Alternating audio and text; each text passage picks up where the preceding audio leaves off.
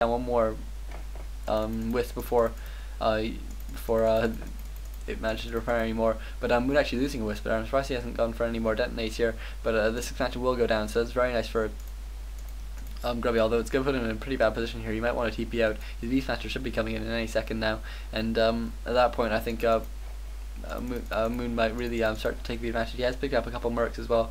Ogre Mauler, I wouldn't be surprised if there's a actually no Mud Golem around. Mud Golem's obviously very good against just grunts and raiders, and Moon pop his healing scroll really at this point and really continue this fight. But I guess he decides it's not worth it. Grubby gone for a lot of grunts as well. I guess he's just it's another way you can just take care of that the threat of the early push, and getting a pretty nice surround here on Grubby's raider. It wasn't a full surround, but it looks like he will go take it down anyways. Speech gold being used to take it to maybe get away with 5 hit points. It's very nice for him, and Moon actually wasting a lot of his time just chasing on that one grunt. Meanwhile, Grubby managing to get a lot of hits from behind, and the Torrent Chieftain caught in a bit of a bad position here. But Grubby will manage to continue taking out more and more units, and Moon now being forced to sort of a bit on the back foot. Obviously these Quillbeasts just need time to sort of do a lot of damage, but they can just do so much to these grunts, and Grubby just does need to be careful of not losing too many of them in the process. And this Beastmaster getting caught very low hit points, but does now use his heal scrolls because he obviously thinks he can get to his Moonwalls in time, and it looks like he's right. He will manage to get away just in time, and eventually, just sort of through attrition, Moon has managed to push away Grubby a bit. And looks like Grubby will now lose one more grunt. Maybe not. Some nice blocking coming in here from Grubby, and actually a denial there by this beastmaster, managing to get the last hit on that grunt and just deny Moon the experience, because Grubby knew it was going down anyways. And Moon now setting up another expansion here. Obviously he does just want to get that expansion up. At this point it might actually be better for Moon just tech really, because actually I have Mud Golem finally out now for Moon, but still no armor upgrade for the Huntresses. Maybe because he's going against Shockwave, he's not too worried about the armor upgrades. But Grubby getting caught a bit out of position here, decides to TP away, and Grubby certainly thinks he has the economic advantage, and he does really for the next little while. But once this expansion does go up and Moon's crept it out, then he will have regained that advantage. And Grubby now with 3 low raiders here, actually very nice for him. 2-1 upgrades as well. Obviously raiders do a lot of damage to Huntresses, as long as you can avoid being surrounded and actually being blocked by them. You can really do a lot with raiders.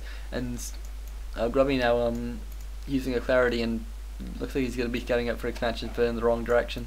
And this one Quillbeast coming in, probably trying to cancel out some selves, and actually will manage to do this. Meanwhile, Moon's making the best of his time and actually moving straight to the place he needs to creep most, and creeping that place out immediately, and will manage to take this out completely unhindered, and Grubby and scouted as well by the looks of things. But meanwhile, Grubby is actually moving to this place where Moon's setting up another expansion, typical Moon style, just going for far too many expansions for his own good, but it seems to work out for him more times than it doesn't, so very nice for him. But Grubby obviously knows Moon very well as a player for a start, just because obviously they have the whole MIM history, and they are pretty good friends as well. Whenever you see them together, they're always joking around. There's not the sort of rivalry that I think people like to build in their minds, but I think they sort of see themselves as worthy adversaries. Very nice hide there by Moon actually. He knew that he wasn't going to get Huntress away, and Grubby knowing that I think there's a Huntress around, but not really much he can do about it. And Moon with another hidden Huntress here, actually bringing it out of hide, but I think he knew the raiders were too far away, and so Moon now moving in, and actually setting up another expansion up here. So I'm very cheeky by Moon, just trying to take out all the easy expansions, and Moon now picking up a invisibility potion, and won't manage to actually steal the item. I think he's blocked it away from, but no, he doesn't manage to pick it up. And boost of Quality Loss +6, very nice for the beastmaster. He will need to pass something over to give it to him, but certainly +6 agility is so nice for a beastmaster. And Grubby just continuing to build towers in his base. Obviously this is the one he knows the longer he can push this game, the higher chance he has. And Moon deciding that it's easier to attack this side of the base, which obviously has no towers, but less interesting buildings. But he is actually going for the gold line instead. It's going to mean he might lose this one Huntress. No, he managed to hide it just in time, but it's getting out. It's going to be pretty tricky. And Beastmaster now coming in, obviously with this level 2 Hawk, he's going to be able to take out that watchtower pretty quickly, but also Beastmaster taking a lot of damage as well. And Grubby, meanwhile, not many units actually left to his name, and so we'll be forced to just sort of counter-attack rather than actually move in to kill Moon. And so Moon doing some very nice use of hide here. Actually, I'm not sure what he's doing. I think he accidentally took too many units out of hide, and it's going to lose 3 maybe four huntresses to towers there, and that's pretty careless there by Moon. And Grubby did to TB and eventually, because he had done enough damage with burrows, but I really think it's going to be up to Moon now just to hold off Grubby for as long as possible while he takes his economic advantage.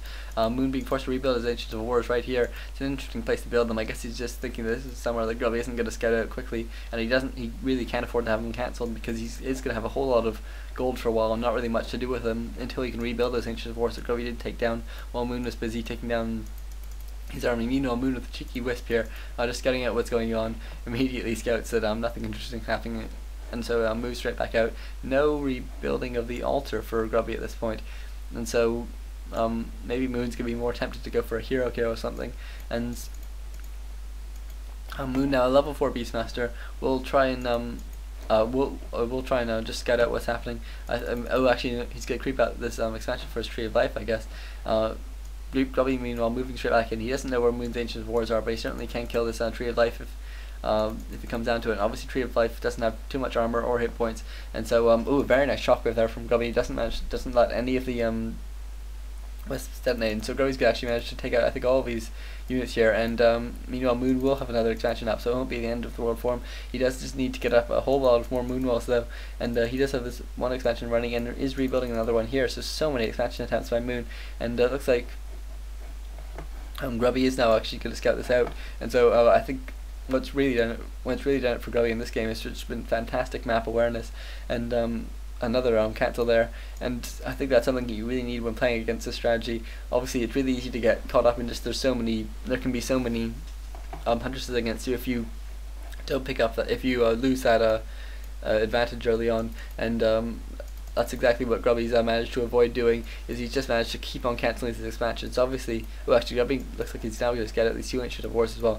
That's going to go very nicely for him, because if he brings in his army to kill them, then Moon's going to really have to spend a long time rebuilding Ancient of Wars, and that's just not time he has at this point. Moon put a couple moon walls at the back of his expansion as well, but I'm not sure how effective they're going to be. Obviously it'd be nice, but certainly with no Ancient of Wars, I'm not sure what he's actually be able to do with them. And Moon now trying to take out this bestiary, because that's really all he can do. He could try and move around and check out this altar, but it's only being built. It would just be rebuilt a bit later.